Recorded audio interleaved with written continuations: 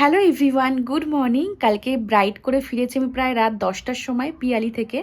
তো অনেক রাত হয়ে গেছিলো বলে আর শ্বশুরবাড়িতে ফিরিনি, বাপের বাড়িতেই এসেছি, কারণ আগামীকালও আমার ব্রাইড রয়েছে হারোয়াতে। তো একেবারে ব্রাইড করেই ফিরবো।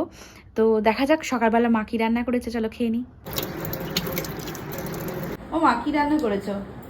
আলু ভাজা, নিহেরে মাছের ঝাল, কাটা নোটে কাঁঠাল দানা দিয়ে মাছের ডিম দিয়ে চচ্চড়ি, কচু কচু আলু মাছ দিয়ে বেগুন দিয়ে ঝোল। চলো খেয়ে নিই তাড়াতাড়ি। স্নান করে নিয়ে ওটা বানিয়ে দেবো, ওই কৃষ্ণনগরটা। চলো তাড়াতাড়ি করে স্নান করে নিয়ে মায়ের ঠাকুরের অঙ্গরাগ করে দিই। এ তাওয়াই কোন টোনগুলো কিন্তু ভালো ময়লা জমেছে।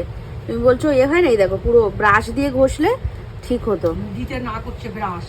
ব্রাশ দিতে হয় না? ব্রাশ দিতে না করছে কেন? একটা পরিষ্কার ব্রাশ রাখবে।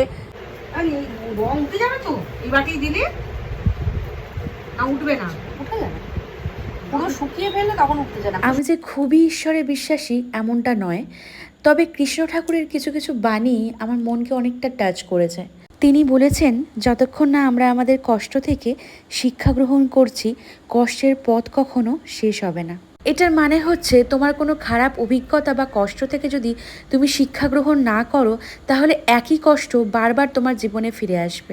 আমার মনে হয় তুমি ঈশ্বরে বিশ্বাসী হও আর না হও, এই কথাগুলো তোমার লাইফটাকে অনেকটা পজিটিভভাবে চালিত করতে সাহায্য করবে। জানো তো আমরা কতক্ষণ কষ্ট পাই?